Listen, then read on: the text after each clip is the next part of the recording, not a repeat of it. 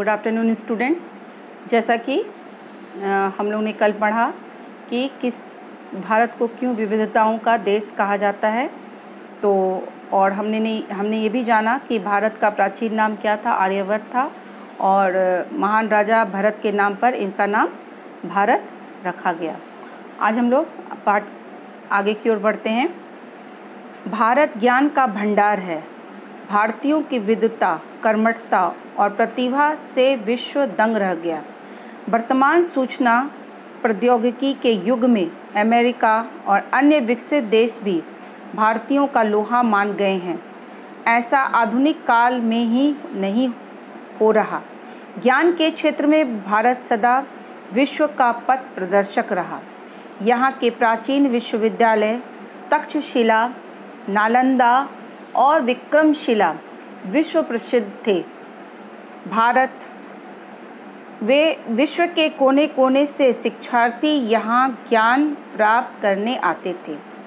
क्यों कहा गया है कि भारत ज्ञान का भंडार है? क्योंकि वर्तमान युग, जिस युग में हम लोग अभी रह रहे हैं, यह युग जो है वो ज्ञान का युग है। और ज्ञान जो है हमारे लिए एक बहुमूल्य संपत्ति बन गया है। एक बहुमूल्य संपत्ति के समान ये ज्ञान है।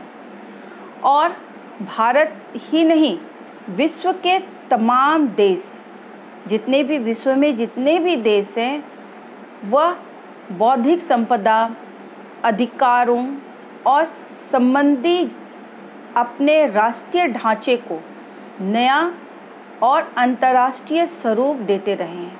तो ये सब कैसे संभव है? ज्ञान के कारण ही ये संभव हो सका है, जिससे हम लोग नई नई तकनीक को अपना रहे हैं। जैसे यहाँ पर दिया गया है कि भारतीयों की विद्वता, कर्मठता और प्रतिभा से विश्व दंग रह गया। हमारे देश में अनेक विद्वानों ने जन्म लिया। अपनी बुद्धि, अपनी कर्मठता, अपने कार्य के बल पर और अपनी प्रतिभा के बल पर विश्व को लोगों ने दंग कर दिया। यहाँ वर्तमान सूचना प्रौद्योगिकी के युग में अमेरिका और अन्य विकसित देश भी भारतीयों का लोहा मान रहे। जिस प्रकार संचार के साधनों में विकास हुआ, हम एक देश से दूसरे देशों तक संचार के माध्यम से आदान प्रदान कर सकते हैं। तो हमारे देश की कर्मठता, हमारे देश की ज्ञान को देखकर अमेरिका भी इसका लोहा मान लिया। आज हमारे देश के व्यक्ति विश्व के हर एक कोने में अपने ज्ञान के द्वारा लोगों को आश्चर्यचकित कर रहे हैं। जितने भी हमारे देश में जितने भी महान गणितज्ञ हुए, वो सब हमारे देश के ही हैं। महान महान विद्वान हमारे देशों ने उसको जन्म दिया, वो इसकी जन्मस्थली रही है। यहाँ पर प्राचीन जो विश्वविद्यालय थे, तक्षशिला, नालंदा विश्वविद्यालय, ये विश्व प्रसिद्ध विश्वविद्यालय है। यहाँ पर विश्व के कोने कोने से लोग आकर के यहाँ पर शिक्षा ग्रहण करते थे। और भारत जो है हमेशा से ज्ञान का क्षेत्र रहा है, ज्ञान का भंडार रहा है, और ये सदा विश्व का पथ प्रदर्शक रहा है। विश्व को एक नई राह दिखाने में भारत हमेशा आगे की ओर रहा है। भारत ने विश्व को धर्म का मार्ग दिखाया। यहाँ के प्राचीन हिंदू धर्म अहिंसा और प्रेम का संदेश देने वाला धर्म रहा है। हमारा जो देश है भारतवर्ष, हमेशा लोगों को धर्म के मार्ग पर चलने की सलाह दी। हमेशा हम लोग को सिखाया कि हम लोग धर्म के मार्ग पर चले। यहाँ के लोग बहुत ही धार्मिक प्रवृत्ति के हैं, धर्म पे विश्वास रखने वाले हैं। और यहाँ अनेक धर्म के लोग साथ मिलकर हम लोग किसी भी धार्मिक अनुष्ठान को पूरा करते हैं। यहाँ की जो सबसे प्राचीन धर्म है वो है हिंदू धर्म। और ये धर्म जो है हमेशा लोगों को सत्य और अहिंसा और प्रेम का संदेश दिया। हमेशा लोगों को कहा कि सत्य और अहिंसा और प्रेम से पूरे विश्व को जीता जा सकता है। ये लोगों के बीच प्रेम का संदेश देने वाला धर्म रहा है। प्राचीन भारतीय ग्रंथों में कहा गया है अहिंसा परमो धर्म, अर्थात अहिंसा सबसे बड़ा धर्म है। यहाँ पर जो प्राचीन बहुत से ग्रंथ यहाँ पर प्राचीन ग्रंथ है और इसमें कहा गया है कि अहिंसा परमो धर्म, ये जो है महाभारत काल में श्री कृष्ण जी के द्वारा ये बोला गया था। और इस श्लोक का मतलब है कि अहिंसा जो है सबसे सुंदर और सबसे महान धर्म है। मानवता की रक्षा के लिए की जाने वाली हिंसा की श्रेणी में नहीं आती है। कभी कभी हम लोग क्या होते हैं, मानवता की रक्षा के लिए हिंसा को अपनाते हैं, तो ये हिंसा की श्रेणी में नहीं आती। बेवजह लोगों को हम लोग नहीं मारते हैं, लेकिन एक मनुष्य को बचाने के लिए, एक सृष्टि को बचाने के लिए हम लोग हिंसा का अख्तियार करते हैं। जैसे आप लोग ने देखा होगा महाभारत काल में कौरवों और पांडवों के बीच लड़ाई हुई थी, सत्य और असत्य के बीच में लड़ाई हुई थी। और इस लड़ाई में श्री कृष्ण ने अर्जुन का साथ दिया था, वो सत्य का साथ दिए थे। और उस लड़ाई में अनेक हथियार भी उठाए गए, दूसरे के विरुद्ध हथियार उठाए गए, हिंसा हुई, लेकिन उसे हिंसा की श्रेणी में नहीं रखा गया। क्यों नहीं रखा गया? क्योंकि इस हिंसा के द्वारा मानव का उद्धार हुआ था, इसलिए इसे हिंसा की श्रेणी में नहीं रखा गया। वसुदेव कुटुंबकम अर्थात सारा विश्व एक परिवार के समान है।